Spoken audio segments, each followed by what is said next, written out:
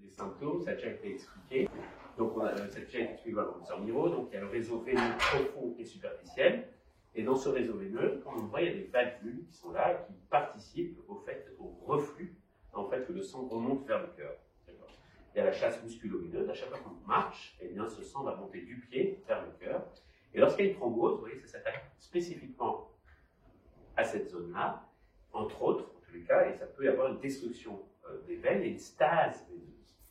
Et ceci vous est montré pour mieux expliquer les symptômes que vous allez ressentir. Et la difficulté, on va le voir, c'est de différencier ces différents symptômes. On a tous mal à la jambe. Est-ce que c'est musculaire? Est-ce que c'est articulaire? Est-ce que c'est nerveux? Est-ce que c'est dû à cette fameuse thrombose des veines? Donc, quels symptômes? Et il va falloir, alors, non pas d'être médecin, mais en tous les cas, d'essayer vous-même de mieux vous analyser afin de ne pas avoir une sorte d'errance médicale. Et on se rend compte que les patients, entre le moment où ils font la phlébite et au moment où il y a le diagnostic, il y a 10 jours. Il y a une semaine à 10 jours perdus.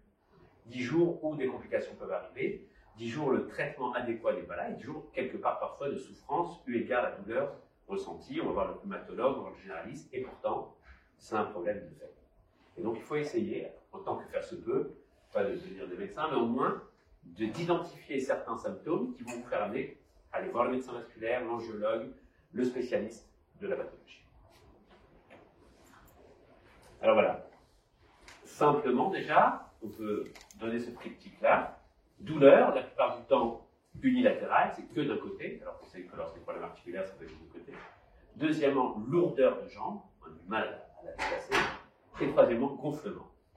Déjà, avec ces trois critères-là, on peut se dire qu'il y a un problème. La plupart du temps, ça intéresse le mollet, ça peut intéresser la cuisse plus haut. Mais ça peut nous dire déjà qu'on va vers un problème vasculaire, voire vers un problème veineux. Donc, triptyque, douleur, lourdeur, gonflement, asymétrique, venu assez rapidement, pas progressivement, eh bien, il faut penser à la phlébite. Alors voilà, on vous a mis une photo. On peut rajouter la rougeur et l'augmentation de la chaleur locale, qui fait que là, vous avez carrément une prédisposition, enfin, une probabilité d'avoir une phlébite très importante. Vous voyez, on se tient le mollet, c'est le signe de moment lorsqu'on fait la dorsiflexion, mais on a encore plus mal. Mais on a des symptômes très clairs. Unilatéral, augmentation de la chaleur locale, rougeur, l'œdème, l'infatigabilité. Eh bien, tout cela est en faveur d'un problème de thrombose veineuse et il faut vite consulter, on va voir quoi faire, une prise de sang, un examen, et on va vous donner le diagnostic et le traitement adapté pour éviter, comme on vous l'a expliqué juste avant, la complication initiale qui est l'embolie pulmonaire. C'est vrai que la thrombose veineuse en tant que telle n'est pas grave, mais elle a le risque majeur qu'une partie de ce caillot part du réseau veineux et va vers l'artère pulmonaire et l'embolie. Alors voilà, on a nous les signes cliniques de la thrombose veineuse profonde. On répète, douleur du mollet au signe de moment, ce qu'on a dit, la stase veineuse, parfois on voit mieux les veines qui sont dilatées sur la jambe, l'œdème du mollet, ce qu'on a dit, l'augmentation de la chaleur locale et parfois même une température générale avec des patients qui ont 38 de fièvre. Et donc voilà. Si vous avez tout ça, c'est rare qu'on ait l'ensemble du triptyque, mais si on a l'association de ces signes-là, il faut penser très fort à la phlébite.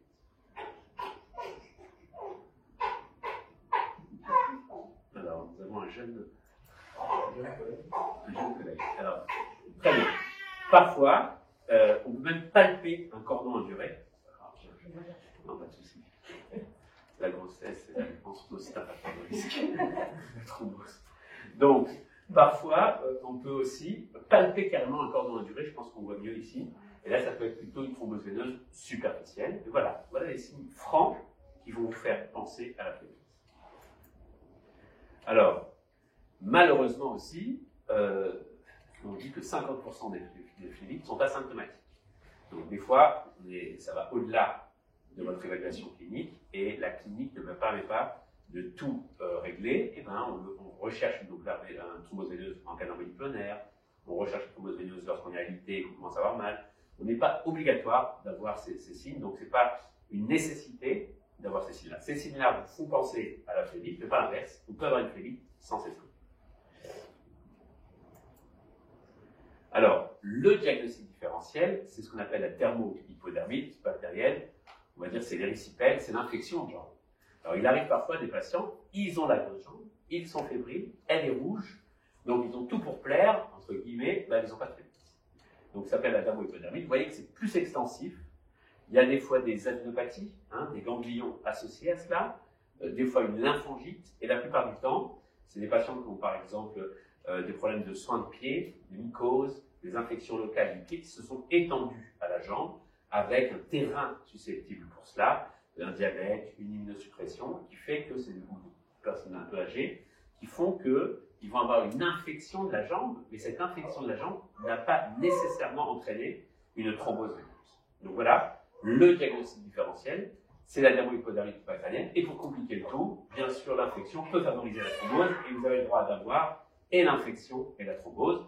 Donc faire le distinguo est un peu compliqué, mais en tous les cas, même quand vous avez une jambe rouge, vous consultez quoi qu'il arrive, parce que dans les deux cas, il faut un traitement, ou un traitement anticoagulant, ou un traitement antibactérien, antibiotique fort, ou les deux. Donc quoi qu'il arrive, il faut aller voir un médecin dans ce cas-là.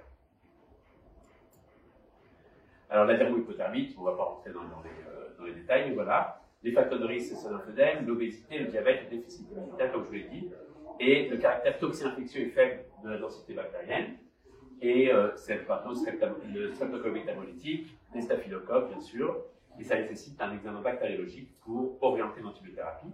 Ce n'est pas notre sujet, mais c'est le diagnostic différentiel, donc il faut le connaître, parce qu'il ne faut pas méconnaître, vous pouvez rentrer, si vous voulez. Allez-y, allez-y. Donc voilà. Donc, on a nous-mêmes des scores cliniques et biologiques de probabilité, on vous explique un peu comment on travaille, pour finalement arriver à aller vers un symptôme, vers une probabilité diagnostique. Alors, on regarde, est-ce que l'œdème, par exemple dans le cas de l'œdème, est-ce qu'il est unilatéral ou bilatéral? Est-ce qu'il est aigu? Est-ce qu'il est chronique? Quand c'est aigu, on pense plus effectivement à une thrombose veineuse profonde, à une thermo-hypodermique, à quelque chose de traumatique. Il arrive parfois que les patients pensent qu'ils ont une entorse. En fait, ce n'est pas une entorse, c'est une début de phlébite. Donc, c'est difficile à faire le diagnostic. Une arthrite du genou, une rupture de plexopoplité. Donc, des fois, les choses sont intriquées. Et les patients vont d'abord errer vers le rhumatologue parce qu'ils pensent que c'est un problème articulaire. Puis après, ils vont aller chez l'orthopédiste en pensant que c'est un problème de l'entorse. Et parfois, l'entorse elle-même fait qu'ils n'ont plus l'appui et qu'ils vont faire la phlébite derrière. Donc, tout ça est un peu compliqué, mais il faut qu'on arrive à faire le distinguo, et là, c'est le médecin qui doit jouer pour voir s'il n'y a pas un terrain d'insuffisance veineuse chronique, est-ce qu'il n'y a pas une algodystrophie, c'est-à-dire une complication d'un traumatisme, un œdème, post-revascularisation, compression veineuse, c'est un peu compliqué. Mais le terrain du patient, l'aspect de l'œdème, son aspect unilatéral et bilatéral, vont nous permettre, nous, de nous orienter plus vers une phlébite ou une autre pathologie, et l'examen clinique, bien sûr, et l'examen physique du patient est nécessaire. Voilà, ça je ne vais pas trop rentrer dans les détails. Donc en cas de signe évocateur de phlébite, première réaction pour le patient, se rendre chez son médecin traitant ou se rendre chez ce qu'on appelle l'angiologue, on appelle maintenant cela le médecin vasculaire, parce qu'il y a une nouvelle spécialité qui s'appelle la médecine vasculaire. Il y a des médecins dédiés pour faire le diagnostic, pour faire l'examen d'échographie et pour vous donner le traitement, c'est les médecins vasculaires, ou se rendre aux urgences si les heures ne sont pas possibles et si les médecins ne sont pas disponibles. Parce que ça peut être une urgence, comme vous l'avez expliqué, ça peut se compliquer normalement. Donc voilà l'idée. L'idée, c'est qu'il est difficile parfois de faire le distinguo entre problème articulaire, tendineux, thrombose veineuse ou infection. Si vous avez une jambe œdémaciée, rouge, douloureuse, avec une augmentation de la chaleur locale, il faut consulter pour que le médecin lui-même fasse ce distinguo, voire aller plus loin, un examen biologique et un examen imagique. Stratégie diagnostique. Alors, quelle est la stratégie diagnostique? Là, on rentre un peu plus dans la partie médicale de l'affaire. Mais comment on réfléchit pour arriver à cela? Eh bien voilà, avant, historiquement, quand on n'avait pas l'échographie et son avancée majeure, on faisait une phlébographie. Alors la phlébographie, c'était injecter de l'iode à partir du pied, et on montait, et ça permettait d'opacifier l'ensemble des veines, et on permettait de voir un thrombus, c'est-à-dire une zone négative, où l'iode ne remplissait pas la veine. On disait, voilà, vous avez une phlébite, c'est historique, hein, on n'en fait plus, on est capable pour cette indication-là, parce que c'est invasif. Il faut injecter de l'iode, faire une ponction, et c'est pas simple. et il fallait faire des imageries, etc. Ça, il m'a ouvert l'école de diagnostic, mais il n'est plus réalisé en pratique clinique que pour certaines indications. Voilà. Alors la stratégie de diagnostic, je ne sais pas si on va aller aussi détailler que cela, mais on le fait en fonction de la probabilité clinique. Vous allez voir qu'il y a un score, donc le patient arrive aux urgences par exemple, on évalue par un score simple sa probabilité clinique d'avoir une phlébite ou pas, en fonction de ce qu'on a dit. Si on pense que c'est plutôt articulaire, plutôt musculaire, ben, on zappe. Mais si on pense que l'évolution, la probabilité est forte, on va directement à l'échodoppler. On va directement à l'examen d'échographie, et vous l'avez compris, on va voir les images. L'examen d'échographie va permettre d'identifier ou pas si vous avez une thrombose, du fait que vous voyez cette thrombose, vous voyez une veine qui n'arrive plus à se comprimer, et donc on pense probablement qu'il y a une thrombose qui est récente. Négatif, ben, on réévalue ça 2 jours après ou quelques jours après pour voir ce qu'il en est. Positif, on traite. D'accord? Donc voilà un peu l'aspect. Lorsque la probabilité est forte, on va directement à l'imagerie. Lorsque la probabilité est faible ou intermédiaire, c'est-à-dire qu'on n'est pas clair, et bien à ce moment-là, on fait les dédimères, c'est une prise de sang, on va pas trop rentrer dans les détails, mais ces dédimères-là vous disent, c'est pas très spécifique, mais c'est sensible, vous disent si il y a un risque de thrombose, que vous êtes probablement en train de faire une thrombose. Ça ne veut pas dire veineuse ou pas, mais vous êtes en train de faire une thrombose. Si c'est supérieur, alors vous allez calculer l'âge x 10. Donc avant on disait 500, mais plutôt l'âge x 10. Eh bien, il y a tout de même une probabilité de faire une phlébite, et à ce moment-là, on demande de faire un échodoppler phlébite. Si c'est inférieur à 500, la valeur prédictive négative est forte, on a très peu de chances d'avoir fait une phlébite, et la plupart du temps, on s'arrête là, voire on fait un échodoppler si vraiment les signes sont typiques. D'accord? Donc, en cas de probabilité faible, il suffit de faire un test biologique. Hein. Ce test biologique est négatif, vous éliminez le problème. Ce test biologique est positif, il n'est pas clair, dans tous les cas, il faut faire un examen d'imagerie. Donc voilà, probabilité forte, on va directement à l'échographie. Probabilité faible ou intermédiaire, on fait la prise de sang. Cette prise de sang est négative, on s'arrête là. Cette prise de sang est positive, on va valider. Voilà à peu près la stratégie. Et vous l'avez compris, eu égard à l'examen clinique, il peut ne pas toujours être clair sur l'évaluation. Donc, voilà, on ne va pas rentrer dans les détails des scores. On a des scores. Alors, c'est est-ce que vous avez un cancer? Est-ce qu'il y a une paralysie? Est-ce qu'il y a eu déjà des interventions avant? Est-ce que c'est unilatéral? Est-ce qu'il y a de l'œdème? Est-ce qu'il y a de la chaleur? Est-ce qu'il y a une température? Voilà. On se donne un score, et grâce à ce score, on fait une probabilité. Vous êtes faible, si c'est 0, il n'y a rien. Vous êtes intermédiaire, modéré entre 1 et 2 points. Et au-delà, vous êtes sévère. Et en fonction de ce score, on a pu démontrer que le risque d'avoir une phlébite, ben voilà, il n'est que de 5% si c'est 0, il est de 33%, il est très élevé en cas de score élevé. Et donc ce score clinique vous donne déjà une probabilité d'avoir une phlébite, et donc d'aller très vite vers le traitement, parce que rappelez-vous, c'est le traitement qui compte, parce que laisser marcher les patients, laisser continuer les gens prendre leur vie, c'est de leur exposer au risque grave de l'hôpital. Bon, alors les dédimères, on ne va pas rentrer dans le détail, mais c'est ce fameux dédimère, c'est ce fameux paramètre qui est une dégradation de la fibrine qui permet de vous dire oui ou non, vous êtes en train de faire une thrombose. En tous les cas, lorsqu'il est négatif, il y a très peu de chances que vous êtes en train de faire une thrombose active. Lorsqu'il est positif, ce n'est pas toujours le cas, mais en tous les cas, ça vous donne un argument pour aller plus loin. D'accord?